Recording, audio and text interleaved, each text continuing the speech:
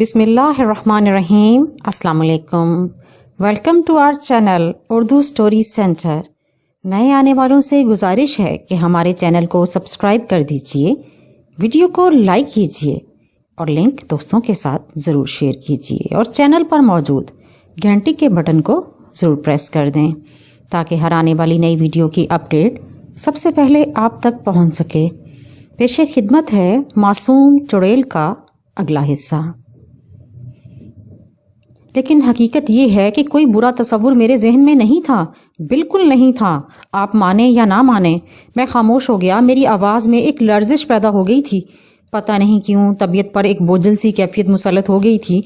کچھ لمحے تک مکمل خاموشی طاری رہی، پھر محمد گل صاحب نے مجھے دیکھتے ہوئے کہا، مگر بیٹے یہ کیفیت کب سے ہے تمہاری؟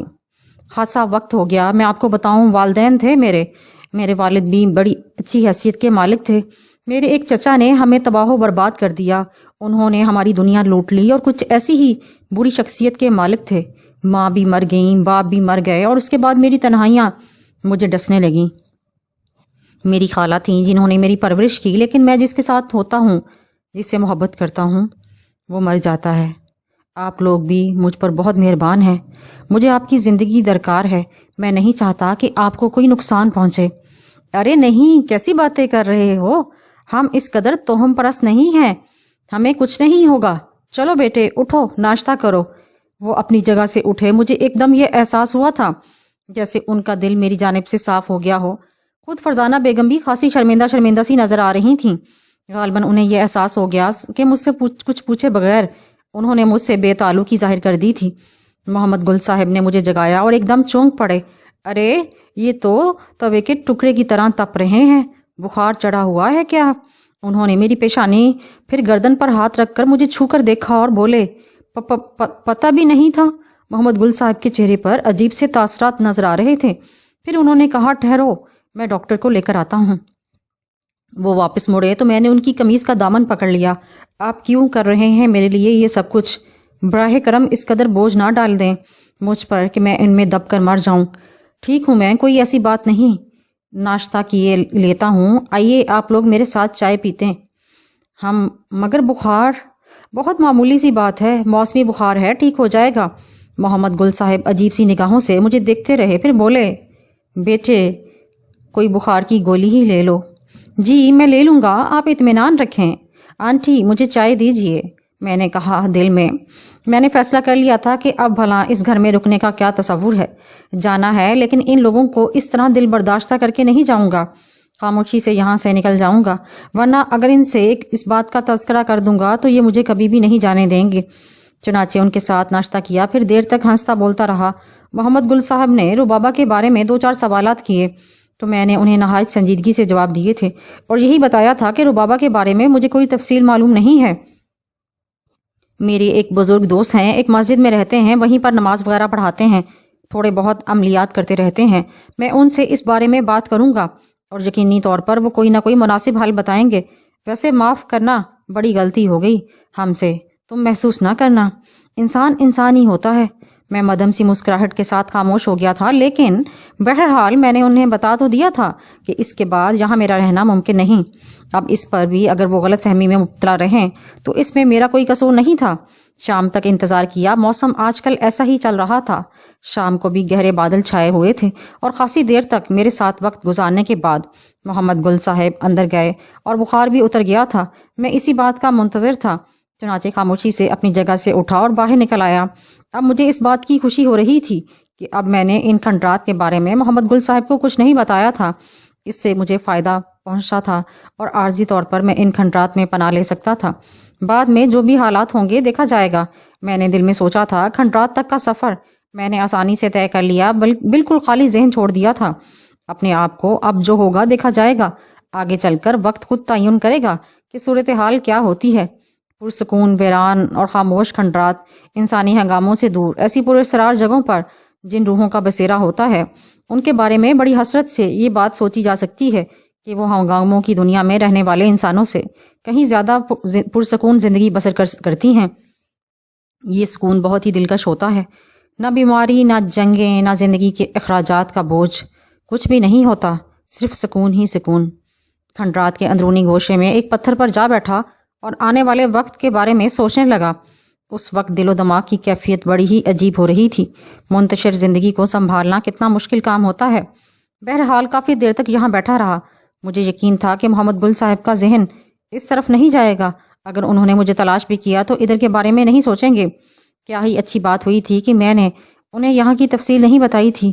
پھر ربابہ ذہن میں داخل ہو گئی۔ ایک مدم مدم سی دلنشین آواز کانوں میں رس کھولنے لگی۔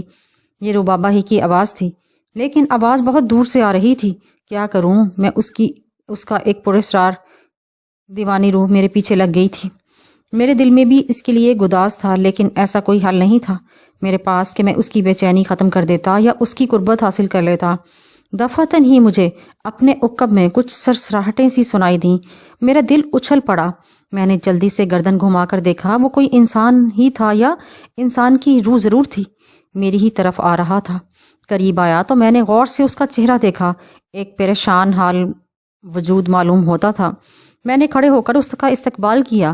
اب جو کوئی بھی ہے، میں اس سے خوفزدہ نہیں تھا۔ وہ میرے قریب آ گیا اور عجیب سی نگاہوں سے میری طرف دیکھنے لگا۔ پھر اس نے کہا، بھائی مجھ سے گھبرانے کی ضرورت نہیں، میں بس پریشان حال انسان ہوں۔ اور اس کی آواز کس قدر مدھم ہو گئی۔ میں یہ جاننے کی کوشش کر رہا تھا کہ وہ کوئی زندہ وجود ہے یا پھر ایسے ہی کوئی آوارہ روح۔ مجھ جیسے لوگ کس قدر پکے ہو چکے تھے کہ انہیں آوارہ روحوں سے کوئی خوف بھی نہیں محسوس ہوتا تھا۔ میں نے اس سے نرم لہجے میں کہا، بیٹھو، کون ہو تم؟ کیا نام ہے تمہارا؟ ناصر ہے میرا نام۔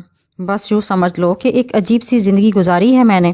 انسان اپنی کوشش سے اپنے لیے مصیبتیں خریدتا ہے، میں بھی انہی میں سے ایک ہوں۔ کیا بتاؤں تمہیں یہ اپنی کہانی؟ تم نے کبھی پارس پتھر دیکھا ہے؟ نہیں، میں نے جواب دیا۔ کبھی نہ دیکھنا، خدا کے لیے کبھی نہ دیکھنا، ایسے وہموں میں کبھی نہ پڑنا۔ زندگی تو حقیقتوں کا نام ہے۔ وہ زارو قطار رونے لگا۔ میرے دل میں اس کے لیے ہمدردی کا ایک جذبہ موجزن ہو گیا۔ میں نے دل سوزی سے کہا، بھائی کیا بات ہے؟ اتنا کیوں رو رہے ہو؟ مجھے اپنے بارے میں کچھ بتاؤ۔ کون ہو تم؟ وہ سسکیاں لیتا رہا۔ پھر اس نے کہا، دل میں بڑے بڑے طوفان بھرے ہوئے ہیں، کاش کوئی ان طوفانوں کو روک دے، کوئی مجھے سہارا دے اور یہ کہہ دے کہ غلطی انسان سے ہی ہوتی ہے، مجھ سے اس کا بلکنا نہ دیکھا گیا۔ نہ جانے کیوں میرے دل میں دکھ کا دریا موزن ہو گیا۔ میں نے سوچا کہ شاید کہہ دینے سے اس کے دل کا بوجھ ہلکا ہو جائے۔ میں نے اس سے کہا، مجھے اپنے بارے میں کچھ تو بتاؤ دوست۔ میرے دکھ کا علاج میں جانتا ہوں کہ میرے دکھ کا علاج کہاں ہے۔ بس یہ سمجھ لو کہ اس کی تلاش میں سرگردہ ہوں۔ کیا برا ہوتا ہے انسان؟ تمہارا کیا نام ہے بھائی؟ اس نے سوال کیا۔ گلشیر۔ تو میں کہہ رہا تھا کہ کیا ہی برا ہوتا ہے انسان، ننھا سا معصوم کیڑا، چھوٹی چھوٹی آرزوؤں کے درمیان پلتا ہوا۔ پھر عمر کے ساتھ ساتھ اس کی آرزوئیں بھی طوفانی رخ اختیار کرتی چلی جاتی ہیں۔ کہیں وہ دنیا کو فتح کرنے کے خواب دیکھتا ہے، کہیں سارے جہاں کے حسن کو اپنے گرد جمع کرنے کا خواہش مند۔ اعلیٰ درجے کی کوٹھیاں، اعلیٰ درجے کی کاریں، اپنی اوقات، اپنی تقدیر سے جنگ کرتا ہے۔ وہ بھلا تقدیر سے جنگ کی ہے کسی نے؟ میں تمہیں ایک بات ہی گر کی بات بتاؤں، انسان اگر تقدیر سے جنگ کرتا ہے تو اسے بری طرح ہارتا ہے کہ اپنی شکست کو وہ پھر زندگی بھر ختم نہیں کر سکتا۔ تقدیر بہت طاقتور ہوتی ہے، ایسی پٹخنیاں دیتی ہے کہ وہ اس کی ہڈیاں ریزہ ریزہ ہو جاتی ہیں، اور جب وہ ٹوٹ پھوٹ جاتا ہے تو سوچتا ہے کہ اس طاقتور تقدیر سے لڑنا اس کے لیے ممکن نہیں تھا، اس نے بہت بڑی غلطی کی ہے۔ میں نے محسوس کیا کہ اس کی باتوں میں ایک جنون کی سی کیفیت پیدا ہوتی جا رہی ہے۔ میں خاموشی سے اسے دیکھتا رہا۔ یہ لمحات جو یہاں مجھے اس کھنڈر میں گزارنے تھے، اگر اس شخص کی غربت میں گزر جائیں تو اچھا ہی ہوگا۔ میں نے اس سے کہا، مجھے اپنے بارے میں تفصیل بتاؤ دوست، میں جاننا چاہوں گا۔ اس نے ایک ٹھنڈی سانس لی اور بولا، میری تفصیل؟ اس تفصیل میں ایک شخص کا تذکرہ ابتدا میں کروں گا۔ وہ کون تھا؟ میں نے سوال کیا۔ مولوی ابراہیم۔ خدا کروٹ کروٹ جنت نصیب کرے مولوی ابراہیم کو، جنہوں نے مجھے قبضے میں لے کر مجھے اپنے قصبے میں لے جا کر مڈل تک تعلیم دلوائی تھی۔ اگر قصبے میں ہائی اسکول ہوتا تو شاید میں میٹرک بھی کر لیتا، مگر مولوی صاحب کے دل میں حسرت ہی رہ گئی کہ مجھے شہر بھیج کر زیادہ سے زیادہ تعلیم دلائیں۔ مولوی ابراہیم میرے والد کے دوست تھے۔ دوست بھی اس طرح بنے تھے کہ ایک دفعہ بیل فروخت کر کے آ رہے تھے، کمر میں بندی ہتھیلی میں کئی ہزار روپے موجود تھے۔ اپنے قصبے کی طرف جا رہے تھے کہ راستے میں رات ہو گئی۔ یوں بھی دسمبر کے جاڑے تھے اور پھر سنسان راتوں کا سفر۔ درمیان میں ہمارا گاؤں آ گیا، چنانچہ یہیں ٹھہر جانے کا فیصلہ کیا۔ مسجد تلاش کرتے ہوئے گاؤں کی واحد مسجد میں پہنچے۔ دسمبر کی سرد راتوں میں تو 6 بجے ہی شام ہو جاتی ہے۔ گاؤں کے کتے بھی بھونک رہے تھے، لیکن والد صاحب کو 5 وقت کی نماز مسجد میں پڑھنے کی عادت تھی اور وہ عشاء کی نماز کے اکلوتے نمازی تھے۔ چنانچہ وہیں مولوی صاحب کو ملے۔ بھائی میں مسافر ہوں، قصبہ کھیریا جا رہا تھا کہ راستے میں دیر ہو گئی۔ مسجد کے صحن میں پڑا رہتا، لیکن سینے میں سخت درد ہو رہا ہے۔ مجھے آپ کی مدد درکار ہے۔ والد صاحب قدموں میں بچھ گئے، مولوی صاحب کو گھر لے آئے، لحافوں میں ڈھک دیا، ہر جتن کیا، لیکن مولوی صاحب کو نمونیا ہو گیا تھا۔ بستی میں صرف ایک حکیم رہتے تھے، مگر رات کو انہوں نے آنے سے انکار کر دیا۔ چنانچہ والد صاحب نے خود ہی مولوی صاحب کو سینے پر تارپین کے تیل کی مالش کی، سنکائی کی اور جو گھریلو علاج کر سکتے تھے وہ کیے۔ مولوی صاحب پر نیم بے ہوشی طاری تھی، لیکن پھر نیند آئی۔ صبح کو درد میں کمی ہو گئی تھی، لیکن والد صاحب نے انہیں سفر نہ کرنے دیا۔ یہ دن مولوی ابراہیم نے ہمارے گھر پر گزارا۔ حکیم صاحب سے دوا بھی لے لی گئی تھی، مگر اس کے استعمال کی نوبت نہ آئی۔ السی اور گڑ ملے دودھ نے مولوی صاحب کو تندرست کر دیا تھا۔ تیسرے دن جب وہ بالکل ٹھیک ہو کر روانہ ہونے لگے تو انہیں کچھ خیال آیا۔ کمر ٹٹول کر رہ گئے، منہ کچھ کہنے کو کھولا، پھر بند کر لیا۔ کمر میں تھیلی نہیں تھی۔ اس وقت والد صاحب نے تھیلی ان کے حوالے کرتے ہوئے کہا، احتیاطاً کھول کر رکھ لی تھی، بڑی رقم کی بات ہے، میری ذمہ داری بن گئی تھی۔ مولوی صاحب نے تھیلی لے لی، میرے والد کے بازو دبائے، پھر وہ بولے، یہ احسان میں ہمیشہ یاد رکھوں گا۔ اور بس پھر دوستی ہو گئی اور یہ دوستی بڑھتی گئی۔ پھر مولوی صاحب مجھے قصبے لے گئے، جہاں مجھے سکول میں داخل کر دیا۔ مولوی صاحب مجھے شہر میں تعلیم دلانا چاہتے تھے۔ ایک کسان کی خواہش یہی تھی کہ اس کی زمینوں میں اس کے بیٹے کا پسینہ شامل ہو کر انہیں سیراب کرے، لیکن مولوی صاحب کی خواہش بھی رد نہ کی جا سکتی تھی۔ دوستی کا معاملہ تھا۔ چنانچہ میں نے مڈل تک تعلیم حاصل کر لی، پھر مولوی صاحب کے گھر خوب عیش کیے تھے۔ بدن پل گیا تھا اور میں گاؤں کے سارے نوجوانوں سے زیادہ طاقتور تھا۔ اس طاقت کو میں زمین پر آزماتا اور بہترین فصل تیار کرتا۔ زندگی کی گاڑی مناسب رفتار سے چل رہی تھی۔ والدہ کا انتقال ہو گیا، پھر رشیدہ سے میری شادی کر دی گئی۔ والد صاحب اب بہت بوڑھے ہو گئے تھے۔ ان کی آرزو تھی کہ پوتے کو گود میں کھلائیں، اور خدا نے ان کی آرزو بھی پوری کر دی، لیکن اس کے بعد وہ ایسے بستر سے لگے کہ اٹھ نہ سکے۔ کسان کی زندگی ہی کیا، جو کچھ پونجی تھی ان کے علاج میں خرچ کر دی گئی۔ رشیدہ کے بندے اور نتھنی بک گئی تھی، پازیب بک گئی، اور اب زمین کے چھوٹے سے ٹکڑے کے علاوہ کچھ نہیں رہ گیا تھا۔ لیکن والد صاحب کی بیماری کی وجہ سے اس کی دیکھ بھال نہیں ہو رہی تھی۔ چنانچہ پریشانیوں نے گھر کو گھیر لیا۔ پھر والد صاحب اپنی عمر پوری کر کے چلے گئے۔ کاروبار زندگی کسی کے آنے جانے سے کہاں بند ہوتے ہیں۔ کچھ دن بند رہا، پھر جاری ہو گیا۔ وقت نے سب کچھ بھلا دیا۔ میں پھر زمینوں میں لگ گیا، کچھ قرض بھی ہو گیا، اس کی ادائیگی ہونے لگی۔ پریشانیوں نے دامن نہیں چھوڑا تھا۔ ایک کے بعد ایک مصیبت بڑھ رہی تھی۔ ہنسی خوشی جھیل رہا تھا۔ رشیدہ ایک اچھی ساتھی تھی، وہ ہر تکلیف میں برابر کی شریک تھی۔ دوست احباب دل و جان سے حاضر تھے، سب کے سب غریب تھے، زبانی ہمدردی کر سکتے تھے، اس سے زیادہ کچھ کرنا ان کے بس کی بات نہیں تھی۔ بستی کے دوسرے لوگ بھی محبت کی نگاہ سے دیکھتے تھے۔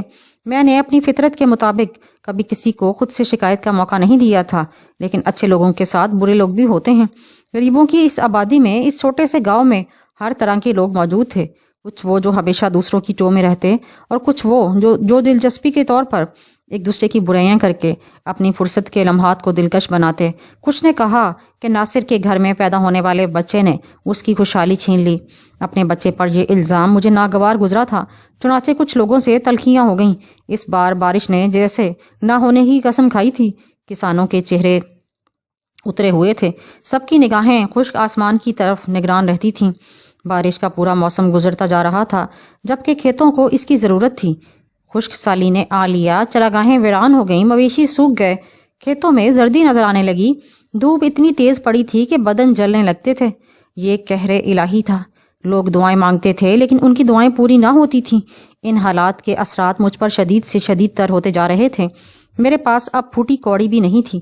گھر میں فاقوں تک نوبت آئی تھی۔ رشیدہ اگر میری سگڑ بیوی نہ ہوتی تو حالات بدترین ہو جاتے، لیکن اس نے کسی نہ کسی صورتحال سنبھال رکھی تھی۔ ہماری آنکھوں کا تارا ہمارا بچہ تھا، جس کی معصوم کلکاریاں سوکھے ہوئے دلوں پر آبیاریاں کر دیتی تھیں، اور اس کی مسکراہٹوں سے تھوڑی دیر کے لیے اپنی پریشانیاں پس پش جا پڑتی تھیں، لیکن اس کی زندگی کے لیے، اس کی پرورش کے لیے بھی کچھ چاہیے تھا۔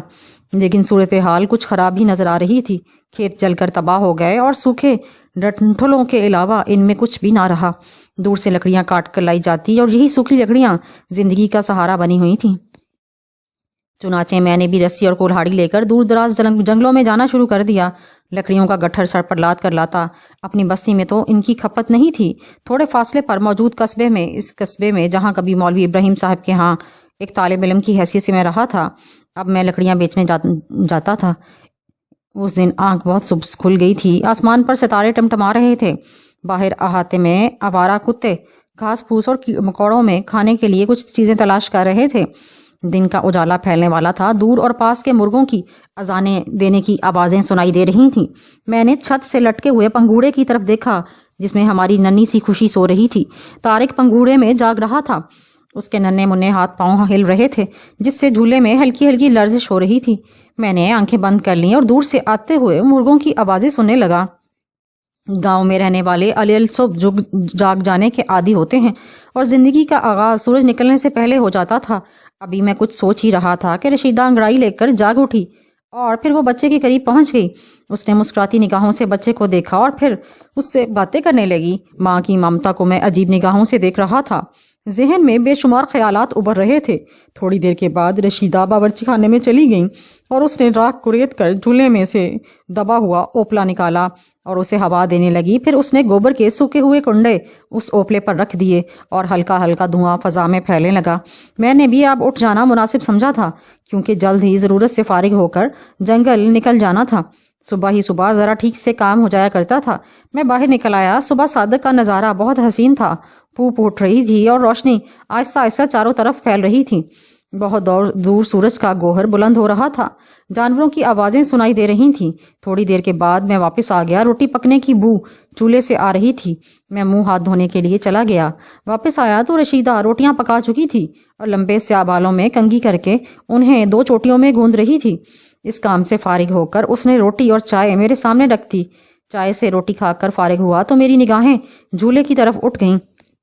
ننھا طارق جھولے کی جالی سے ہماری طرف دیکھ رہا تھا۔ دفعتاً مجھے اس کے چہرے میں کوئی تبدیلی نظر آئی۔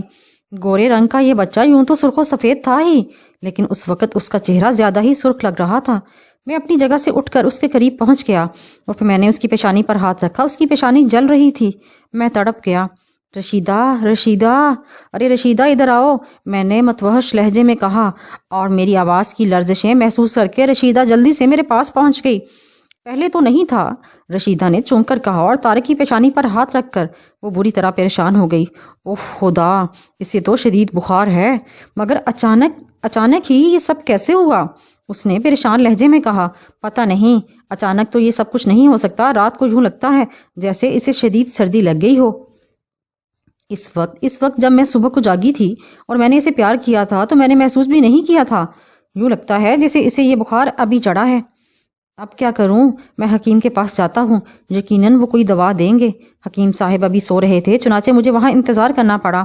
باہر آئے، حال سنا اور کہنے لگے، دوا دیے دیتا ہوں ناصر میاں، لیکن شاید تمہیں یاد نہیں کہ پچھلے پیسے بھی کافی ہو گئے ہیں تم پر۔ ان کے انداز میں سرد مہری تھی۔ آپ جانتے ہیں حکیم صاحب کہ اس بار فصلیں تباہ ہو گئی ہیں۔ اس پریشانی میں آپ کے قرض کی ادائیگی نہیں کر سکا، لیکن آپ اطمینان رکھیں، تھوڑے تھوڑے پیسے کر کے آپ کا قرض چکا دوں گا۔ ٹھیک ہے، حکیم صاحب نے ناخوشگوار لہجے میں کہا۔ گاؤں کا معاملہ تھا، ورنہ شاید وہ مجھے پوری سنگ دلی سے ٹال دیتے۔ بے دلی سے دی ہوئی دوا نے کچھ اثر نہ کیا۔ طارق کی بیماری کی وجہ سے لکڑیاں چیننے بھی نہیں جا سکا تھا۔ دوپہر تک اس کا بخار شدید ہو گیا اور اس پر غشی طاری ہو گئی۔ اس کے بعد تو ہماری کیفیت بے حد خراب ہو گئی۔ پاس پڑوس کے لوگ بچے کی تیمارداری کے لیے آنے لگے، لیکن گاؤں کے غریب ساتھی صرف تسلیاں دے سکتے تھے۔ حکیم صاحب کو گھر آنے کی توفیق نہ ہوئی۔ جب وہ لوگوں کے گھر جاتے تھے تو اس کی انہیں معقول فیس ملا کرتی تھی، لیکن میری طرف تو پہلے ہی ان کا کافی قرضہ تھا، چنانچہ ہمت نہ بڑھ سکی۔ رشیدہ نے مٹی کا گلہ توڑ کر تھوڑی سی ریزگاری نکالی اور میرے ہاتھ پر رکھتے ہوئے بولی، حکیم صاحب کی دوا سے کوئی فائدہ نہیں ہوگا۔ پڑوسن خالہ کہہ رہی تھیں کہ نمونیے کا اثر ہے، بچے کی ناک کے دونوں نتنے پھول اور پچک رہے ہیں، شاید پسلی بھی چل رہی ہوگی، اس لیے ڈاکٹر کے پاس لے جانا ضروری ہے۔ تو پھر تیاری کرو، قصبے ہی جانا ہوگا اور پیدل سفر کرنا ہوگا۔ ہم بچے کو ڈاکٹر کو ضرور دکھائیں گے۔ رشیدہ نے چادر اوڑھ لی، بچے کو گود میں لیا اور ہم دونوں گاؤں سے باہر نکل آئے۔ دوپہر ڈھل چکی تھی۔ قصبے کا فاصلہ کافی تھا، آنے اور جانے میں طویل وقت درکار تھا، لیکن محبت کی آگ ہمیں ہر خطرے سے بے نیاز یہ سفر کرنے پر مجبور کر چکی تھی۔ آہستہ آہستہ آگے بڑھتے ہوئے ہم قصبے میں پہنچ گئے، جہاں مکانوں کی بیرونی دیواریں پتھروں سے بنی ہوئی تھیں، مگر اندر ہرے بھرے لان تھے، اور بعض خوبصورت مکانات میں ٹھنڈے پانی کے حوض بھی بنے ہوئے تھے۔ بڑے بڑے مکانوں کے باغیچوں میں پنجروں کے اندر چڑیاں بھی بند تھیں اور سرخ و سفید پھول کھلے ہوئے تھے۔ ہم تیز رفتاری سے ڈاکٹر کے خوبصورت مکان کے سامنے پہنچ گئے، جہاں سے زندگی کی خوشبو آ رہی تھی۔ اس ڈاکٹر کے بارے میں بڑی عجیب و غریب داستانیں سنی تھیں۔ ایک بار مجھے اس سے ملاقات کا موقع بھی ملا تھا۔ یہ اس وقت کی بات ہے جب میرے والد صاحب بیمار تھے۔ ڈاکٹر کا کمرہ، جس کے باہر اس کے نام کی تختی لگی ہوئی تھی، بہت خوبصورت تھا۔ اس کے دروازے پر ایک لمبا چوڑا ملازم کھڑا رہتا تھا۔ اس نے مجھے اور رشیدہ کو دیکھا اور ہماری بوسیدہ حالی کو محسوس کیا، پھر خشک لہجے میں بولا، کیا بات ہے؟ میرے بچے کو شاید نمونیا ہو گیا ہے۔ ڈاکٹر صاحب کے پاس دوسرے مریض بھی بیٹھے ہوئے ہیں، میں انہیں تمہارے بچے کے بارے میں جا کر بتاتا ہوں، ملازم نے کہا اور اندر چلا گیا۔ رشیدہ کی آنکھوں میں آنسوؤں کی نمی تھی۔ وہ اس بات کے لیے بے قرار تھی کہ ڈاکٹر صاحب فوراً بچے کو دیکھ لیں، اسے ایسی دوا دے دیں جس سے اس بچے کی بیماری ختم ہو جائے۔ تھوڑی دیر کے بعد ملازم آیا، مجھ سے کہنے لگا، دیکھو بھائی، تمہارا نمبر 5واں ہے، لیکن فیس کی رقم پہلے جمع کرا دو۔ وہ اس طرف جو میز کے پیچھے لڑکا بیٹھا ہے، اسے رقم دے کر پرچی حاصل کر لو۔ یہ سب سے خوفناک مرحلہ تھا۔ میں اور رشیدہ پرچی حاصل کرنے کے لیے آگے بڑھ گئے اور میز کے پیچھے بیٹھے ہوئے لڑکے نے کہا، 6 روپے۔ میں نے جیب میں پڑی ریزگاری کو دیکھا جو رشیدہ نے مٹی کا گلہ توڑ کر نکالی تھی، وہ کل ملا کر 1.5 روپیہ بنتا تھا۔ تب میں نے لڑکے سے کہا، میں 1.5 روپیہ ادا کر سکتا ہوں۔ کیا ہے بھائی، یہ سبزی ترکاری والے کی دکان نہیں ہے، ڈاکٹر کی فیس 6 روپے ہے، دواؤں کی قیمت الگ ہوگی۔ 1.5 روپیہ جیب میں ڈال کر تم نمونیے کا علاج کرانے آئے ہو؟ چلو بھاگو یہاں سے۔ میں نے بے بسی کی نگاہوں سے اسے دیکھا اور کہنے لگا، مگر بچہ بہت بیمار ہے، میرے پاس اس سے زیادہ پیسے نہیں ہیں۔ مجھے افسوس ہے کہ تمہارے لیے میں صرف دعا کر سکتا ہوں سب سے بڑے ڈاکٹر سے، خدا اسے صحت دے، میں بھی مجبور ہوں، مگر میں بہت دور سے آیا ہوں، بڑا لمبا سفر طے کر کے آیا ہوں۔ میں نے عاجزی سے کہا، بھیا میں نے کہا نا، میں کچھ نہیں کر سکتا اس سلسلے میں۔ ہم واپس اس کمرے کے سامنے آ گئے جہاں ڈاکٹر صاحب کا وہ خشک رو چوکیدار کھڑا تھا۔ پرچی لے آئے؟ نہیں۔ کیوں؟ وہ فیس کے پیسے نہیں میرے پاس۔ تو پھر یہاں کیا کرنے آئے ہو؟ ڈاکٹر صاحب بغیر فیس کے کسی کو نہیں دیکھتے۔ سنو، میں ڈاکٹر صاحب سے بات کرنا چاہتا ہوں، میرے پاس پیسے نہیں ہیں اور بچہ سخت بیمار ہے۔ ڈاکٹر صاحب ادھار بھی تو دے سکتے ہیں، میں ان کی رقم ادا کر دوں گا۔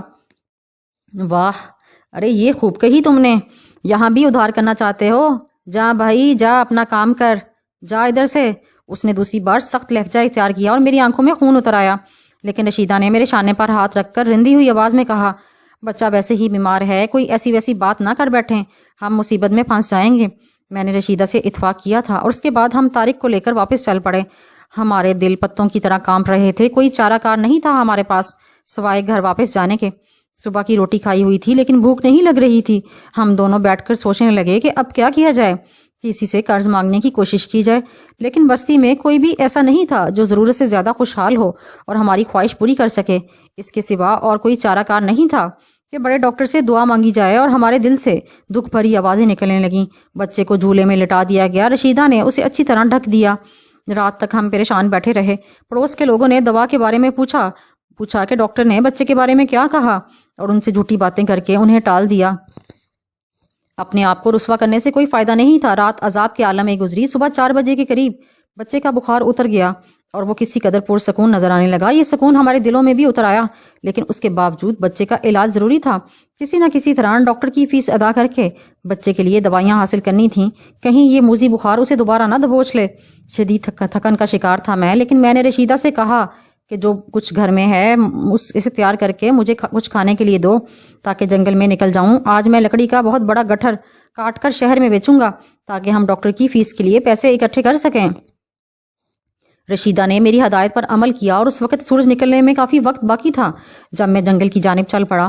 آس پاس میں موجود درختوں کی لکڑیاں کاٹی جا چکی تھیں اور اب ان سوکھے ہوئے تنوں پر کلہاڑیاں چلانے کے علاوہ اور کوئی چارہ کار نہیں تھا، لیکن اس کے لیے طویل وقت درکار تھا۔ چنانچہ میں نے ضروری سمجھا کہ کچھ اور دور نکل جاؤں۔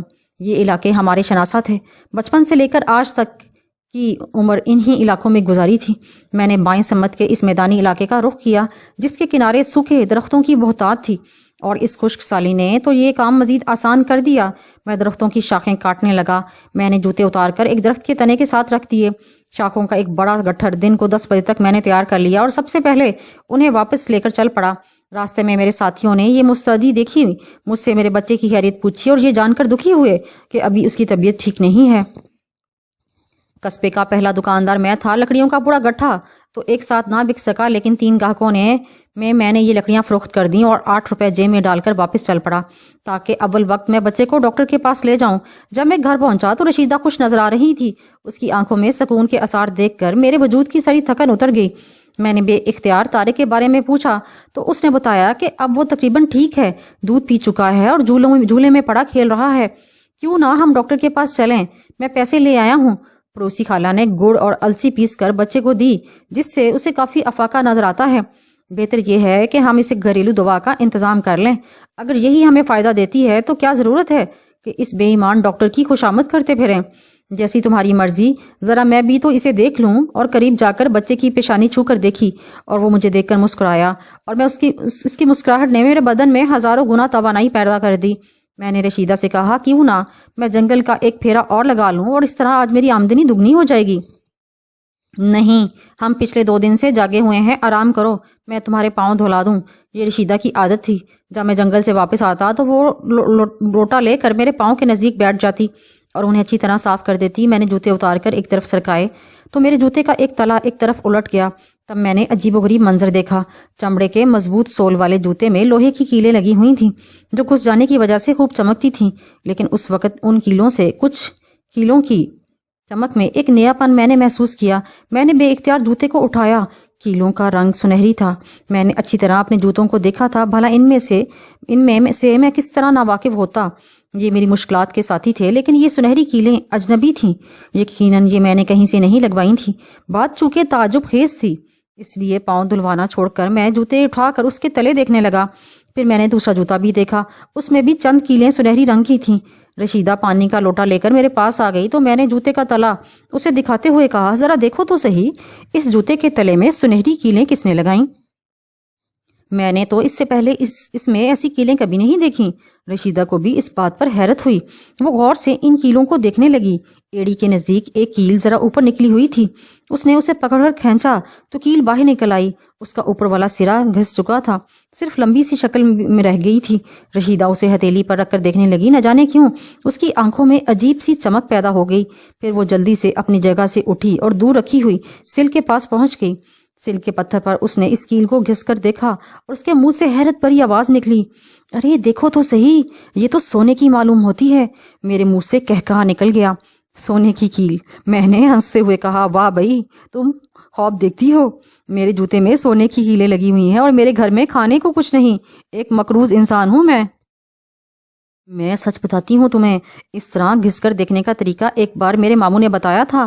وہ سونے کا کاروبار کرتے تھے۔ میں نے کیل رشیدہ کے ہاتھ سے لے لی اور پھر اسے گھسا کر دیکھا، اور پھر مجھے بھی یہی احساس ہوا کہ کیل سونے کی ہے۔ میں نے جوتے میں لگی ہوئی کیلوں کو دیکھا تو ان کی تعداد 8 یا 9 تھی۔ چنانچہ میں نے ان میں سے کئی کیلیں کوشش کر کے باہر نکال لیں۔ پتہ نہیں کیوں میرے ذہن کو بھی یہی شبہ ہو گیا تھا کہ یہ کیلیں سونے کی ہیں۔ ان کی پرکھ کے لیے مجھے محمد دین سنار کے پاس جانا تھا۔ محمد دین کی دکان پر اس وقت گاؤں کے بزرگ چودھری ارشاد بھی بیٹھے ہوئے تھے۔ ان کی ساری زندگی کیمیا گری کے شوق میں گزری تھی۔ اس وقت بھی وہ یہی گفتگو کر رہے تھے۔ بس کیا کروں محمد دین، ہمیشہ بس ایک تاؤ کی کسر رہ جاتی ہے، ورنہ یہ سمجھ لو کہ سونا تو بنا ہی بنا۔ مجھے دیکھ کر محمد دین نے کہا، ارے ہاں ناصر، تمہارا بیٹا کیسا ہے بھائی؟ اس کی بیماری کی خبر سنی تھی، سوچا تھا دکان بند کر کے دیکھنے آؤں گا۔ خدا کے فضل سے اب اس کی طبیعت ٹھیک ہے۔ ذرا دیکھیں محمد دین چچا، ان کیلوں کے بارے میں مجھے بتائیں۔ چچا دین محمد نے کیلیں میری ہتھیلی سے اٹھائیں، انہیں کسوٹی سے لگایا اور تعجب خیز نگاہوں سے مجھے دیکھنے لگے۔ یہ کیلیں تو سونے کی ہیں، کہاں سے ملی تمہیں؟ ارے کہاں سے آئیں تمہارے پاس؟ سونا؟ چودھری ارشاد بری طرح اچھل پڑے۔ انہوں نے بھی ایک کیل لے کر آنکھوں کے قریب کر کے دیکھا، پھر ان کی سانس پھولنے لگی۔ یہ کیلیں تو یوں لگتا ہے جیسے جوتوں سے نکالی گئی ہوں۔ جوتوں میں سونے کی کیلیں؟ کیا قصہ ہے ناصر میاں؟ آپ کو یقین ہے محمد دین چچا کہ کیلیں سونے کی ہیں؟ تم اگر چاہو تو انہیں میرے ہاتھ بیچ سکتے ہو، میں تمہیں ان کے 20 روپے دے سکتا ہوں۔ تو دے دیجئے، میں بولا، اور محمدین چچا نے کیلیں میرے ہاتھ سے لے کر 20 روپے میری ہتھیلی پر رکھ دیے اور کہنے لگے، اگر اور بھی ایسی کیلیں تمہارے پاس ہوں تو یہاں لے آنا، میں انہیں خرید لوں گا۔ میرے پورے بدن میں سنسنی ہو رہی تھی۔ میں اس حیرت انگیز واقعے کے بارے میں سوچ رہا تھا۔ چودھری ارشاد میرے پیچھے چلے آئے۔ انہوں نے آہستہ سے کہا، میں تم سے کچھ گفتگو کرنا چاہتا ہوں۔ فرمائیے چودھری چچا، میں نے کہا۔ یہ کیلیں تم نے یقیناً اپنے جوتوں سے نکالی ہیں، اور شاید تم اس بات کو نہیں جانتے کہ اس قسم کے واقعات صرف پارس پتھر کی وجہ سے ہو سکتے ہیں۔ تمہارے ہاتھ کہیں سے پارس لگ گیا ہے۔ میرے ذہن میں چھناکا ہوا۔ پارس؟ میں نے بھی اس کی داستانیں کہانیوں کے طور پر سنی تھیں۔ ایک لکڑہارے کا واقعہ بھی سنا تھا جس کے جوتے کی کیلیں اس طرح سونے کی ہو گئی تھیں اور اسے پارس پتھر مل گیا تھا۔ میں نے ارشاد چچا کی طرف دیکھ کر آہستہ سے گردن ہلائی۔ ہاں ارشاد چچا، مجھے پارس پتھر مل گیا ہے۔ تب تو تم گاؤں کے سب سے دولت مند انسان بن گئے۔ ذرا مجھے بھی ایک جھلک دکھا دو، میں دیکھنا چاہتا ہوں کہ پارس پتھر کی شکل کیا ہوتی ہے۔ نہیں چچا، میں معافی چاہتا ہوں، میں نے خشک لہجے میں کہا اور تیز تیز قدموں سے وہاں سے آگے بڑھایا۔ لیکن چچا ارشاد کے الفاظ میرے ذہن میں شدت سے چکرا رہے تھے۔ میں نے یہ اندازہ لگانے کی کوشش کی کہ پارس پتھر نے کہاں میرے جوتوں کو چھوا۔ اپنے ذہن میں پورے دن کی مصروفیات کے وہ تمام واقعات تازہ کیے جو مجھ پر گزرے، پھر میں گھر جانے کے بجائے اس طرف چل پڑا جہاں میں نے جنگل سے لکڑیاں کاٹی تھیں۔ ایک جگہ مجھے یاد تھی، میں نے جوتے ایک درخت کے تنے کے نیچے رکھے تھے اور اس کے بعد فلاں راستے سے ہو کر گزرا تھا، فلاں راستے سے آیا تھا۔ سب سے پہلے میں نے درخت کے قریب جا کر دیکھا، تنے میں کچھ پتھر بکھرے ہوئے تھے۔ انہی میں وہ پتھر بھی موجود تھا جو دوسرے پتھروں سے ذرا مختلف تھا۔ اس کی ساخت بتاتی ہے کہ وہ عام پتھر نہیں ہے، لیکن میں نے اس کا تجربہ کر کے بھی دیکھ لیا۔ میں نے جوتوں کی ان کیلوں کو اس پتھر سے رگڑا جو ابھی تک لوہے کی بنی ہوئی تھیں، اور ان میں سنہری پن پیدا ہوتا چلا گیا۔ میری آنکھیں فرتے مسرت سے پھیل گئیں۔ یہی پارس پتھر تھا۔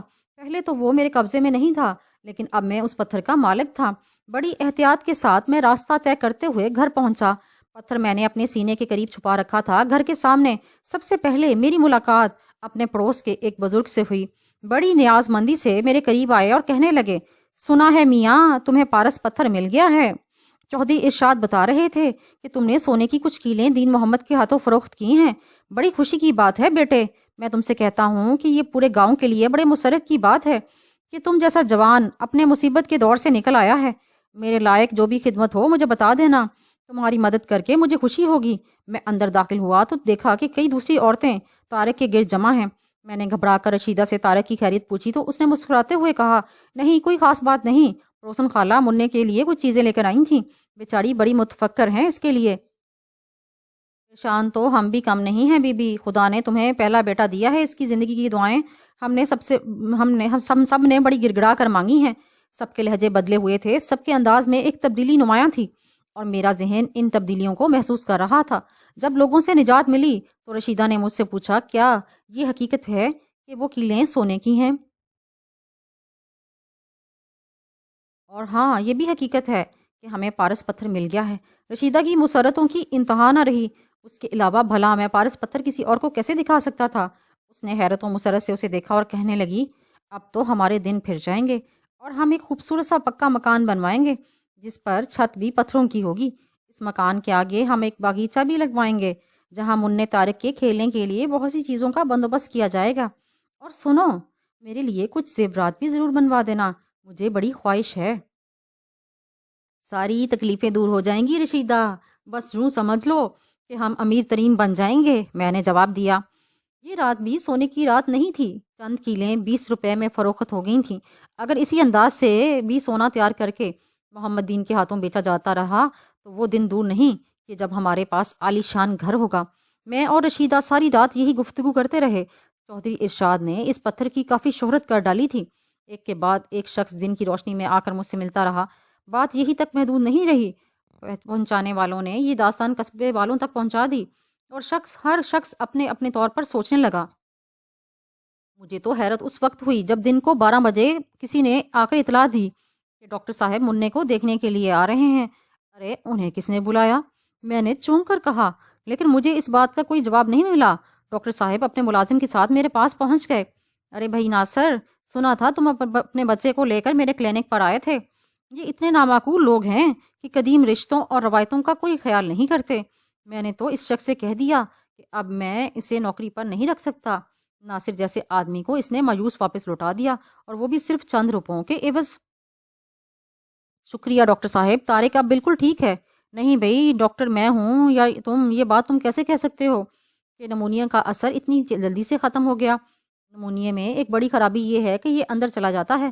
بظاہر یوں محسوس ہوتا ہے جیسے مریض بالکل ٹھیک ہو گیا ہے، لیکن در حقیقت یہ اندر ہی اندر پرورش پاتا رہتا ہے، اور اس کے بعد جب ابھرتا ہے تو مریض کی حالت بے حد خطرناک ہو جاتی ہے۔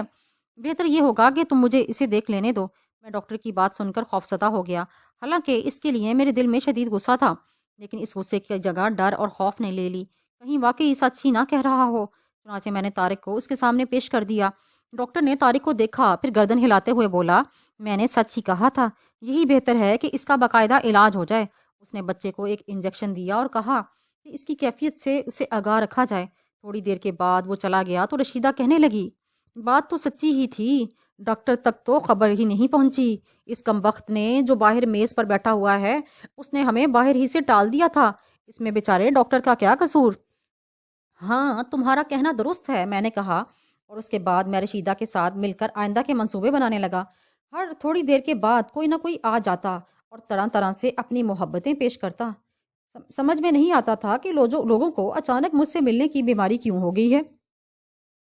لیکن شام کو 5 بجے کے قریب دفتن طارق کی حالت ایک دم خراب ہو گئی۔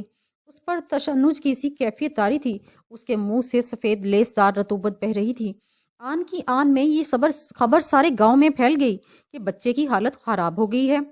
سب لوگ جمع ہو گئے، بغیر بلائے ہوئے ڈاکٹر بھی میرے پاس پہنچ گیا۔ اس وقت کسی پر کوئی شبہ کرنے کا موقع نہیں تھا۔ ڈاکٹر نے بچے کی حالت دیکھی، ایک شیشی سے دوا کے چند قطرے پلائے اور بچے کی حالت سنبھلنے لگی۔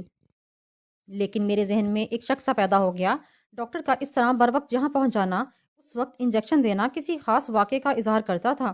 اور پھر وہ تقریباً 2 گھنٹے رکا رہا۔ بچے کی حالت اب بالکل ٹھیک ہو گئی تھی۔ اس نے مسکراتے ہوئے مجھ سے کہا، شکر ہے کہ بچہ اس خطرناک مرحلے سے نکل گیا، جو در حقیقت نمونیا کے بعد پیدا ہو جاتا ہے۔ میں تمہیں مبارکباد دیتا ہوں۔ شکریہ ڈاکٹر صاحب، اب اس کی حالت خطرے میں تو نہیں ہے۔ یہ میری ذمہ داری ہے، یوں سمجھ لو کہ اب یہ ہر تکلیف سے بے نیاز ہو گیا۔ میں اس کا مستقل معالج ہوں، لیکن میری فیس کا خیال رکھنا۔ آپ فکر نہ کریں، میں آپ کو اصل فیس سے کہیں زیادہ دوں گا۔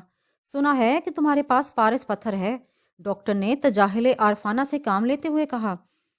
ہاں ڈاکٹر صاحب، یہ خبر واقعی بڑی دور دور تک پھیل گئی ہے، آپ تک بھی پہنچ گئی، میں نے مسکراتے ہوئے کہا۔ بھائی تم ایک سیدھے سادے دیہاتی ہو، ان نزاکتوں کو نہیں سمجھ سکتے جو ایسی باتوں سے پیدا ہوتی ہیں۔ کیا یہ بہتر نہیں ہوگا کہ تم اس پتھر کی حفاظت کا معقول بندوبست کر دو؟ میں اپنی خدمات اس سلسلے میں پیش کرنے کے لیے تیار ہوں، بلکہ سچ تو یہ ہے کہ تمہیں دولت مند بننے کے لیے میرے مشوروں کی اشد ضرورت ہے۔ یوں کرو کہ ہم تم سے مل کر باقاعدہ سونے کا کاروبار کریں۔ میں تمہیں وہ طریقہ بتاؤں گا جس سے تم سونے کو صحیح جگہ فروخت کر سکتے ہو۔ میں آپ سے ملاقات کروں گا ڈاکٹر صاحب، آپ اطمینان رکھیں۔ ڈاکٹر بڑے غور سے مجھے سر سے پاؤں تک آنکھوں ہی آنکھوں میں ٹٹول رہا تھا۔ وہ شاید یہ اندازہ لگانے کی کوشش کر رہا تھا کہ میں نے پارس پتھر کہاں محفوظ کر رکھا ہے، لیکن میں کچی گولیاں نہیں کھیلے ہوئے تھا۔ ڈاکٹر کو رخصت کرنے کے بعد میرے ذہن میں کچھ عجیب سے احساسات جاگنے لگے۔ ڈاکٹر کی آمد بے مقصد نہیں تھی۔ بچے کو اس نے جو انجیکشن دیا تھا وہ غلط بھی ہو سکتا تھا، کہیں یہ ساری چیزیں میرے لیے خطرہ نہ بن جائیں۔ رشیدہ کے مشورے سے میں نے پارس پتھر جھونپڑی کی چھت میں ایسی جگہ محفوظ کر دیا جہاں سے وہ کسی کو نظر نہ آ سکے۔ رات ہوئی تو مسجد کے مؤذن 2 آدمیوں کے ساتھ میرے پاس پہنچ گئے۔ انہوں نے کہا، سنا ہے خدا بند عالم نے تمہیں دولت بے بہا سے نوازا ہے، مسجد کی تعمیر میں بڑی کمی رہ گئی ہے، کوئی مخیر آدمی ہی اس تعمیر کو مکمل کر سکتا ہے، چنانچہ اس کی ذمہ داری تم خود ہی کیوں نہ لو؟ آپ اطمینان رکھیں، میں حسب حیثیت اس کی تعمیر میں حصہ ضرور لوں گا، بس ذرا مجھے اپنا کام مکمل کر لینے دیں، میں نے کہا، اور مؤذن صاحب مجھے دعائیں دیتے ہوتے چلے گئے۔ میں گھر کے دروازے میں جا کر کھڑا ہوا، نہ جانے کیسے کیسے احساسات میرے ذہن میں آ رہے تھے۔ رشیدہ بھی مجھ سے متفق تھی۔ رات کو وہ بچوں کو جھولے میں ڈالنے کے بجائے اپنے پہلو میں لٹا کر سو گئی، لیکن نیند میری آنکھوں سے دور تھی۔ لمحہ با لمحہ میرے سینے میں یہ احساس جاگتا رہا تھا کہ صورتحال کچھ خراب ہو گئی ہے، اور یہ ہوس پرست میرے ارد گرد منڈلانے لگے۔ رات آدھی کے قریب گزر چکی تھی کہ دفتن اپنی جھونپڑی کے احاطے میں کچھ آہٹیں محسوس ہوئیں۔ میں چونک کر اٹھ بیٹھا۔ رات کے اس پہر جھونپڑی کے اس حصے میں کون آ سکتا تھا؟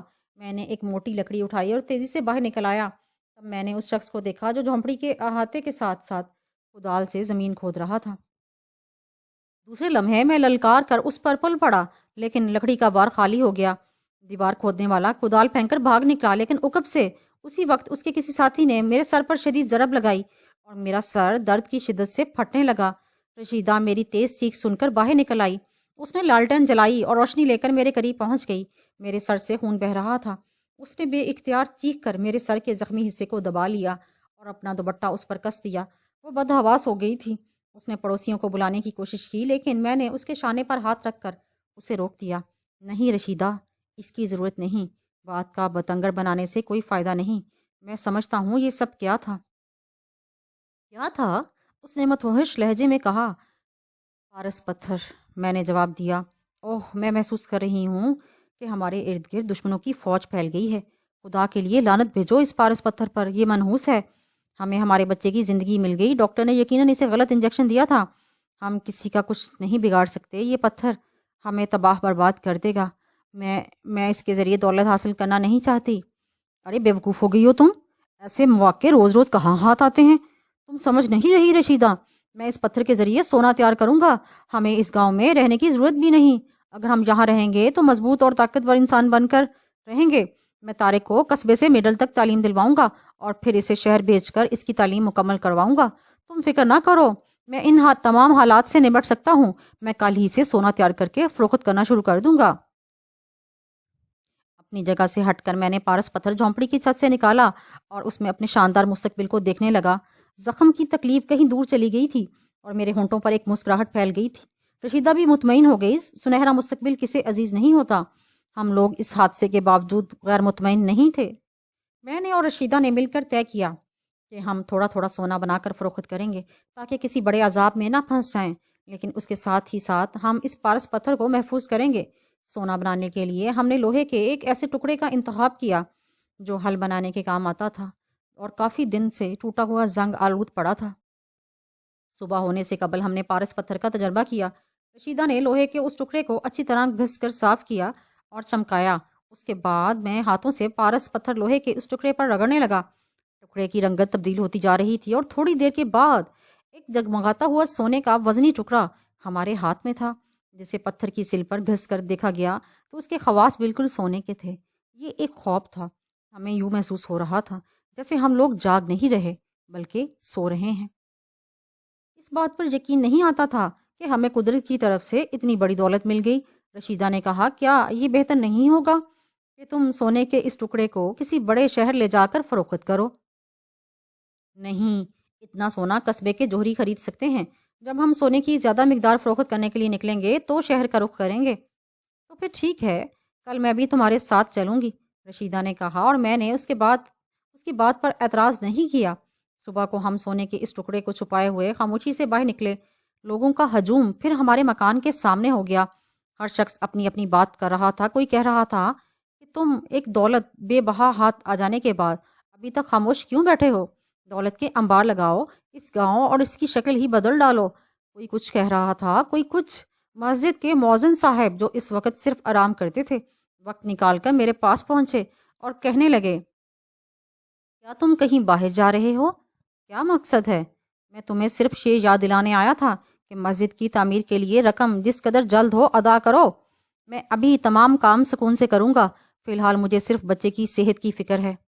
میں نے جواب دیا، اوہ، تو کیا تم جا رہے ہو؟ مولوی صاحب نے پوچھا۔ ہاں، میں نے کہا، لوگوں نے ہمارے ساتھ آنے کی کوشش کی لیکن بھلا ان سب کی کیا ضرورت تھی؟ قصبے کے لوگوں میں اور خاص طور سے سونے کا کام کرنے والوں میں یہ افواہ پھیل چکی تھی کہ گاؤں میں ایک شخص کے پاس پارس پتھر موجود ہے اور ممکن ہے وہ سونا ان کے ہاتھوں میں فروخت کرنے کی کوشش کرے، اور شاید ہمارے انتظار ہی میں تھے۔ یہ ایک ہندو جوہری تھا جسے میں نے سب سے پہلے سونے کا ٹکڑا دکھایا۔ اس نے شاید مجھے پہچان لیا کیونکہ وہ مجھے دیکھ کر چونکا تھا، لیکن اس نے اس بات کا اظہار نہ کیا کہ وہ میرا شناسا ہے۔ سونے کے ٹکڑے کو ہاتھ میں لے کر اس نے بڑا عجیب سا منہ بنایا اور پھر اسے کسوٹی پر گھس کر دیکھنے لگا۔ پھر وہ عجیب انداز سے بولا، ارے میاں، کس نے کہا تم سے کہ یہ سونا ہے؟ اس کی رنگت سونے کی مانند ضرور ہے مگر ہم اسے 10% بھی سونا نہیں کہہ سکتے۔ اگر یہ تمہارے پاس آخر یہ آیا کہاں سے؟ یہ سونا ہے۔ اگر تمہیں اس بات کا یقین نہیں تو رہنے دو، میں کسی اور کے ہاتھ اسے فروخت کر دوں گا۔ میں نے کہا، تمہاری مرضی ہے، دکھا لو، دوسروں کو بھی دکھا لو۔ تھوڑے فاصلے پر سنار کی ایک اور دکان تھی. میں نے سونے کا ٹکڑا اس کے سامنے پیش کیا تو وہ گہری گہری سانسیں لیتے ہوئے بولا, کس نے تم سے کہا کہ یہ سونا ہے؟ اس میں سونے کا عنصر ضرور پایا جاتا ہے لیکن ہم اسے خالص سونا نہیں کہہ سکتے. میں زیادہ سے زیادہ تمہیں اس کے 100 روپے دے سکتا ہوں. اتنے بڑے سونے کے ٹکڑے کے صرف 100 روپے؟ نہیں, ہرگز نہیں. میں اسے تمہارے ہاتھ فروخت نہیں کروں گا. جب میں رشیدہ کے لیے زیور منوایا تھا تو اس میں کہیں کم سونا 400 روپے میں مجھے یہ دستیاب ہو سکا تھا اور تم اتنے زیادہ سونے کی قیمت صرف 100 روپے لگا رہے ہو. میں جانتا ہوں یہ تمہاری سازش ہے. بہرحال کوئی بات نہیں, میں کسی اور کو دکھاتا ہوں. سونے کو اس ٹکڑے کو میں نے 3 یا 4 جگہ دکھایا لیکن اس وقت مجھے شدید پریشانی ہوئی جب ہر شخص نے مجھ سے یہی بات کہی. یہاں آنا بے مقصد ہو گیا لیکن میں اس تکلیف کا کوئی نہ کوئی بدل چاہتا تھا. چنانچہ میں نے سونے کا یہ ٹکڑا 100 روپے کے عوض ایک سنار کو فروخت کر دیا اور کچھ چیزیں لے کر واپس چل پڑا. راستے میں رشیدہ نے کہا, میں جانتی ہوں یہ قصبہ زیادہ دور نہیں ہے گاؤں سے, اس لیے یہاں کے لوگ جانتے ہیں کہ ہمیں مجبوراً سونا انہی کے ہاتھوں فروخت کرنا پڑے گا. کیوں نہ تم ایسا کرو کہ زیادہ سونا تیار کر کے شہر چلے جاؤ اور وہاں جا کر یہ سونا فروخت کرو. میں پرخیال انداز میں گردن ہلاتا ہوا آگے بڑھتا رہا اور ہم اپنے گاؤں پہنچ گئے. میں جانتا تھا شہر تک کا فاصلہ بے حد زیادہ ہے. دریا کے اس پار سینکڑوں میل کے فاصلے پر شہر واقع تھا اور اس وقت جب مولوی ابراہیم یہ بات کہتے تھے کہ مجھے شہر جا کر تعلیم حاصل کرنا ہوگی تو میں سوچتا تھا کہ اپنے گاؤں اپنے لوگوں سے اتنے فاصلے پر جانے کے بعد میں واپس کیسے آ جاؤں گا. اس وقت مجھے شہر سے بہت خوف آتا تھا. اپنا گاؤں اور زیادہ سے زیادہ قصبہ, بس یہی 2 جگہیں میں نے دیکھی تھیں. شہر میرے لیے ایک نئی دنیا کی حیثیت رکھتا تھا لیکن میرے سامنے میرا خوبصورت مستقبل تھا. میرے دل میں یہ خواہش تھی کہ میں مسجد کی تعمیر مکمل کراؤں, ایک خوبصورت گھر بنواؤں اور اپنے بچے کو تعلیم دلواؤں. اس لیے میں نے شہر جانے کا فیصلہ کیا. رات کو چودھری ارشاد میرے پاس پہنچ گئے اور ان کے ساتھ محمد دین سنار بھی تھا. اس نے آ کر مجھ سے یہ میرے قصبے جانے کی بات پوچھی اور یہ بھی کہا کہ اسے علم ہے کہ میں سونا فروخت کرنے کے لیے قصبے گیا تھا. میں نے اسے بتایا کہ سونے کا اتنا بڑا ٹکڑا صرف 100 روپے کے عوض بکا ہے. محمد دین کا منہ بگڑ گیا, کہنے لگا, ہاں ٹھیک تو ہے, غیروں کے ہاتھوں لوگ آسانی سے دھوکا کھا لیتے ہیں. میں اگر اتنے سونے کی اتنی قیمت کم لگاتا تو تم یہی سوچتے کہ میں نے تمہیں دھوکا دیا ہے. ٹھیک ہے, جو ہونا تھا وہ ہو گیا, لیکن اب میں نے اس کے لیے ایک اور حل سوچا ہے. وہ کیا؟ چودھری صاحب نے پوچھا. میں نے سوچ لیا ہے کہ اب ان کے ہاتھوں دھوکا نہیں کھاؤں گا بلکہ شہر جا کر سونا فروخت کروں گا.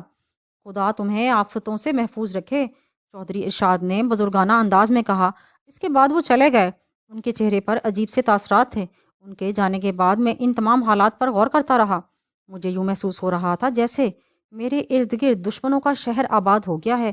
رشیدہ بھی یہ بات اچھی طرح جانتی تھی لیکن ہم کچھ نہیں کر سکے. پریشانیاں ہمارے چاروں طرف منہ کھول کر کھڑی ہو گئیں. اب ہمارے پاس پیسے تھے لیکن ہم کچھ کر نہیں سکتے تھے. ہمیں ہر لمحہ اس خوف کا احساس رہتا تھا کہ کون ہمارے خلاف کیا کر رہا ہے, اور یہ احساس غلط نہیں تھا. میں نے لکڑیاں کاٹنے کے لیے جنگل جانا چھوڑ دیا تھا. اب اس کی ضرورت نہیں تھی. میرے پاس 200 کے قریب روپے موجود تھے. زمین کے اس خطے کو آباد کرنے کی ضرورت بھی مجھے پیش نہ آئی اور نہ ہی بارش ہونے کا کوئی احساس تھا. میں تو بس یہ سوچتا رہتا تھا کہ اب مجھے کیا کرنا چاہیے. اس شام جھٹپٹے میں کھیتوں کے کنارے میں آ رہا تھا کہ دفتن درخت کی آڑ سے کچھ لوگوں نے مجھ پر حملہ کر دیا. میرے بازو بھی کمزور نہیں تھے. میں نے حملہ آوروں سے باقاعدہ لڑائی شروع کر دی لیکن میں یہ محسوس کر رہا تھا کہ یہ لوگ میرے جسم کی تلاشی لینا چاہتے ہیں. دفتن ان میں سے ایک نے مجھ پر چاقو کا وار کرنے کی کوشش کی. چاقو کی چمک میری آنکھوں میں لہرائی تو میں نے اس کی کلائی پر ہاتھ ڈال دیا اور اتنے زور سے اسے موڑا کہ چاقو اس کے ہاتھ سے نکل گیا. لیکن عقب سے کسی نے میرے سر پر پتھر دے مارا. ایک بار زخم پر دوسری چوٹ پڑی تو میں تلملا کر رہ گیا لیکن حملہ آوروں سے میں نے اس طرح مقابلہ کیا کہ انہیں بھاگتے ہی بند پڑی. اتنی دیر میں لوگوں کو علم ہو گیا کہ میرے اوپر حملہ کیا گیا ہے. چنانچہ حملہ آور کیونکہ فرار ہو چکے تھے, چنانچہ لوگ سب وہاں جمع ہو گئے. میرے سر سے خون بہہ رہا تھا. ذرا سی دیر میں رشیدہ بھی میرے پاس پہنچ گئی. اس نے کپڑے سے خون صاف کیا, کہنے لگی, کیا تم نے حملہ آوروں کو پہچانا نہیں؟ نہیں, وہ اندھیرے سے نکل کر آئے تھے, میں انہیں نہیں پہچان سکا. رشیدہ پریشان شکل بنائے میرے ساتھ جھونپڑی میں آ گئی. اس نے دل دوز لہجے میں کہا, کچھ سوچو, کچھ کرو, ہماری زندگی تلخ ہو گئی ہے. ہر لمحے خوف کا احساس رہتا ہے کہ کہیں کوئی بری آفت نہ آ جائے. ہمارا بچہ, ہمارے دشمن اسے نقصان پہنچا سکتے ہیں. خدا کے لیے اس پارس پتھر سے نجات حاصل کر لو. جو کچھ بھی ہوگا دیکھا جائے گا. ہمیں وہی زندگی عزیز ہے جو ہم گزار رہے تھے.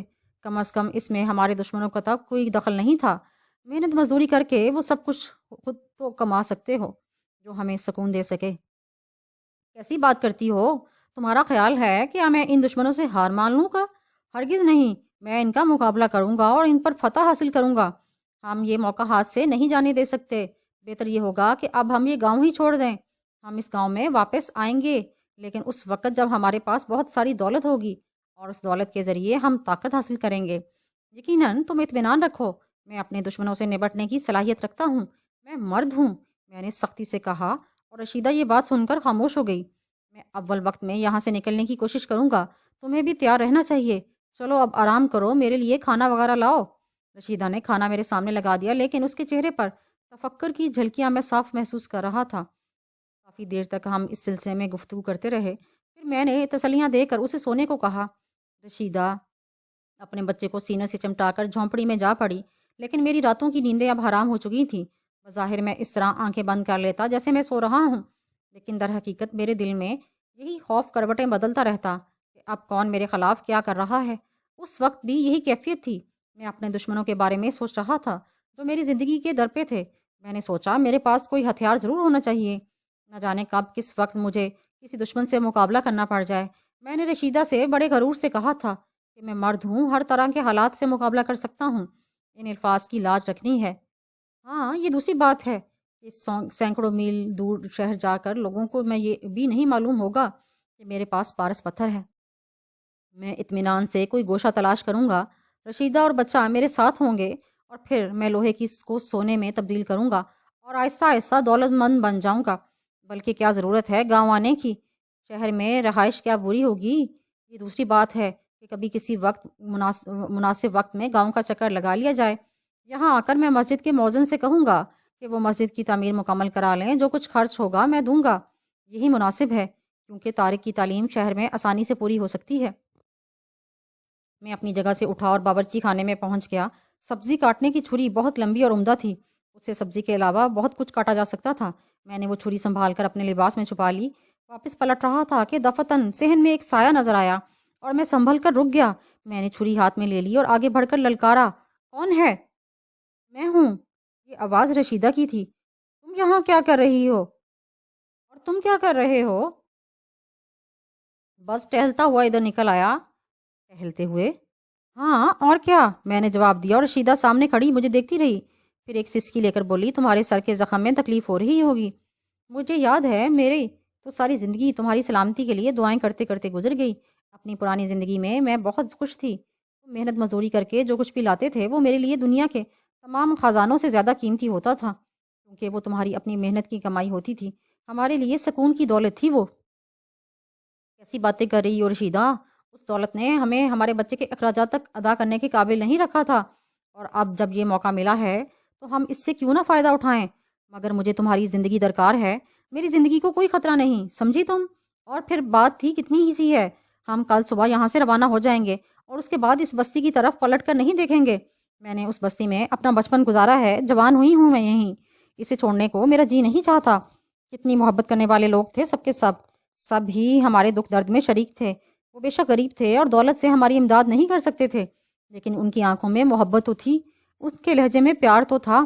اور اب میں محسوس کرتی ہوں کہ تمام نگاہیں مشکوک ہو گئی ہیں، ہم ان کی محبت اور ان کی توجہ کھو بیٹھے ہیں، اور یہی احساس ہوتا ہے ہر وقت کہ وہ ہماری طرف دیکھ رہے ہیں، یہ سوچ رہے ہیں کہ ہم کیا کر رہے ہیں۔ ان کی محبتیں فنا ہو گئی ہیں، ان کے دلوں میں ہمارے لیے اب پیار نہیں ہے۔ تو اس میں میرا کیا قصور ہے رشیدہ؟ تم خود بتاؤ۔ میں نے ان میں سے کسی کے ساتھ کوئی برا سلوک نہیں کیا، میں نے یہ پارس پتھر حاصل ہو جانے کے بعد ان میں سے کسی کو نقصان نہیں پہنچایا۔ یہ سب ان کی کوششیں ہیں۔ اب میں کیا کر سکتا ہوں؟ جب میں بہت ساری دولت حاصل کر لوں گا تو رشیدہ تم یقین کرو کہ میں ان لوگوں کی بھی مدد کروں گا، حالانکہ یہ اس قابل نہیں۔ ہاں، اگر تم یہ سوچتی ہو کہ یہ لوگ مجھ پر قابو پا کر مجھ سے میری دولت چھین لیں گے تو ان کے لیے یہ ممکن نہیں، اتنا آسان یہ نہیں ہے۔ مگر رشیدہ تم آرام کی نیند سو جاؤ، ہمیں صبح سفر کرنا ہے، میں نے محبت سے رشیدہ سے کہا اور اس کو ساتھ لے کر اندر آ گیا۔ رشیدہ کے دماغ میں ابھی تک وہی بات چل رہی تھی، نہ جانے اس کے دماغ اس کو کیوں یہ اس بات سے خطرہ محسوس ہو رہا تھا کہ یہ پارس پتھر ہمیں کہیں نقصان نہ پہنچا دے۔ میرے دل و دماغ میں بھی بہت سے خیالات تھے، لیکن میں نے ان سب کو جھٹک کر رشیدہ کو سلانے کی بھرپور کوشش کی اور وہ سو گئی۔ گھڑی میں نے دوبارہ اپنے لباس میں چھپا لی۔ اس وقت صبح ہونے میں زیادہ دیر باقی نہیں تھی کہ ایک بار پھر مجھے یوں محسوس ہوا جیسے صحن میں کوئی دبے پاؤں چل رہا ہے۔ میں اپنی جگہ سے اٹھا، چھری ہاتھ میں سنبھالی اور ایک دم باہر نکل آیا۔ کسی نے لاٹھی سے مجھ پر ضرب لگانے کی کوشش کی تھی۔ لاٹھی اچھڑتی ہوئی میرے بازو پر لگی، لیکن میں چھری لے کر اس پر پل پڑا۔ وہ احاطے کا دروازہ عبور کر کے باہر بھاگا اور میں اس کے عقب میں دوڑ پڑا۔ چھری میرے ہاتھ میں تھی۔ میں اپنے اس دشمن کو چھوڑنا نہیں چاہتا تھا جو مجھ پر لاٹھی سے وار کر کے بھاگا تھا۔ ہم بائیں سمت کے کھیتوں میں داخل ہو گئے۔ ایک چھوٹی سی پگ ڈنڈی کھیتوں سے گزرتی تھی اور دفعتاً ہی اس کھیت سے وہی شخص دوبارہ برآمد ہوا۔ اس بار اس نے لاٹھی کا وار میرے سر کا نشانہ لے کر کیا تھا، لیکن میری یہ خوش بختی تھی کہ اس بار میں بچ گیا، اور اس کے بعد دوسرے ہی لمحے میں نے اپنی چھری نکال کر اس پر وار کر دیا۔ چھری اس کے بائیں پہلو میں اتر گئی تھی۔ میں نے اسے کھینچ کر دوسرا وار کیا اور اس شخص کے حلق سے ایک کراہ نکلی اور وہ نیچے گر پڑا۔ میں نے رک کر اس کو غور سے دیکھا۔ صبح کی ہلکی ہلکی روشنی میں میں نے اس کا چہرہ پہچان لیا تھا، اور اس چہرے کو پہچان کر میں حیران رہ گیا۔ یہ ڈاکٹر کا وہ ملازم تھا جس نے مجھے ایک بار اپنے بچے کو لے کر ڈاکٹر کے پاس جانے سے روک دیا تھا۔ تو ڈاکٹر بھی میرے پیچھے پڑا ہوا تھا۔ یقیناً یہ اسی کی ایما پر یہاں آیا ہے۔ لیکن میں نے جھک کر اسے دیکھا تو مجھے احساس ہوا کہ اب اس کے جسم میں زندگی کی رمق نہیں۔ میرے ہاتھوں ایک قتل ہو گیا تھا۔ وہاں اس وقت مجھے ذرا سوچنا پڑا۔ اس شخص کے بدن سے خون کے فوارے ابل رہے تھے، لیکن اس میں زندگی نہیں رہی تھی۔ اس قتل کی ذمہ داری یقیناً میرے سر آئے گی، حالانکہ قصور میرا نہیں تھا۔ اگر وہ کامیاب ہو جاتا تو یقیناً میری موت واقع ہو جاتی، اور یہ پارس پتھر بھی میرے ہاتھ سے نکل جاتا جو میرے سینے کے پاس محفوظ تھا۔ ابھی میں کچھ سوچ رہا تھا کہ دفعتاً میں نے پھر قدموں کی آوازیں سنی۔ دوسرے لمحے میں چھری سنبھال کر تیار ہو گیا، لیکن آنے والی رشیدہ تھی۔ وہ عجیب سی نگاہوں سے مجھے دیکھ رہی تھی۔ پھر اس نے زمین پر پڑی ہوئی لاش کو دیکھا اور اس کے حلق سے ایک چیخ سی نکل گئی۔ کیا تم نے اسے قتل کر دیا؟ تم نے قتل کر دیا نا؟ خاموش رہو اور فضول باتوں سے گریز کرو۔ ابھی کسی کو اس کی خبر نہیں ہے، لیکن مرنے والا یہ کیا تم کو اس کے قتل کے الزام میں گرفتار نہیں کر لیا جائے گا؟ کیا تمہیں پھانسی کی سزا نہیں ہو جائے گی؟ ہاں، اگر تم چاہو گی تو ضرور ہو جائے گی، میں نے طنزیہ لہجے میں کہا۔ میں چاہوں گی؟ ہاں، تم بار بار اس کا حوالہ دے رہی ہو۔ کیا یہ بہتر نہیں ہوگا کہ جلدی سے یہاں سے واپس چلو، کھانے پینے کی اشیاء اکٹھی کرو، اس کے بعد صبح ہونے سے قبل یہاں سے نکل جاؤ؟ لیکن کیا لوگ ہمیں تلاش نہیں کریں گے؟ رشیدہ بدستور خوفزدہ لہجے میں بولی۔ اس کا بندوبست میں نے کر لیا ہے، میں نے جواب دیا۔ میرے ذہن میں منصوبہ تھا، میں اس پر عمل کرنا چاہتا تھا۔ صبح ہونے میں چونکہ اب بہت زیادہ دیر نہیں تھی، اس لیے ہم برق رفتاری سے اپنے جھونپڑے میں آئے۔ رشیدہ جلدی جلدی سامان اکٹھا کرنے لگی۔ سرخ نیم کے دانے، خشک مچھلی، چاول، نمک، مرچ، یہ تمام چیزیں اس نے ایک پوٹلی میں باندھ لیں۔ یہ پوٹلی میں نے اپنے شانے سے لٹکائی اور اس کے بعد ہم اس جھونپڑی سے نکل گئے۔ باہر نکل کر میں نے وہی کیا جو مجھے کرنا تھا۔ چنانچہ میں نے جھونپڑی پر مٹی کا تیل ڈالا اور اس میں آگ لگا دی۔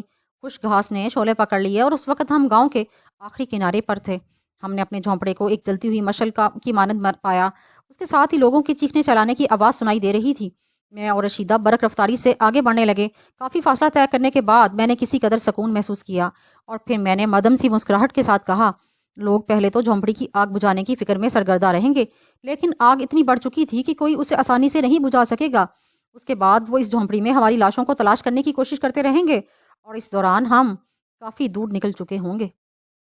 رشیدہ کی آنکھوں میں آنسو تھے۔ جلتے ہوئے جھونپڑے کا تصور اسے دکھ دے رہا تھا۔ اس جھونپڑے میں اس نے اپنی محبت کی زندگی کا پہلا دن گزارا تھا۔ اس جھونپڑے سے اسے دلی لگاؤ تھا جو میں نے اپنے ہاتھوں سے پھونک دیا تھا۔ میں نے اسے رونے نہ دیا اور تیز رفتاری سے آگے بڑھتا رہا۔ سورج کی روشنی چمکی تو ہم گاؤں کے کو بہت پیچھے چھوڑ آئے تھے، لیکن میں جانتا تھا کہ جب جھونپڑے میں ہماری لاشیں نہیں ملیں گی تو ہمارے وہ دشمن جو پارس پتھر کے لیے سرگرداں تھے، وہ یہ سوچیں گے اور یہ فیصلہ کر لیں گے کہ ہم اس جھونپڑے میں جل کر نہیں مرے، اور ایک بار پھر ہماری تلاش شروع ہو جائے گی۔ چنانچہ میں برق رفتاری سے آگے بڑھتا رہا۔ تھوڑے فاصلے پر ایک ندی بہہ رہی تھی۔ اس ندی کے ساتھ چل کر میں قصبے میں پہنچ سکتا تھا، لیکن اس قصبے کے راستے کو نظر انداز کرنا تھا۔ کھانے پینے کی چیزیں چونکہ اتنی مقدار میں موجود تھیں کہ کسی بھی آبادی تک جاتے ہوئے ہم اپنے پیٹ کی آگ بجھا سکتے تھے۔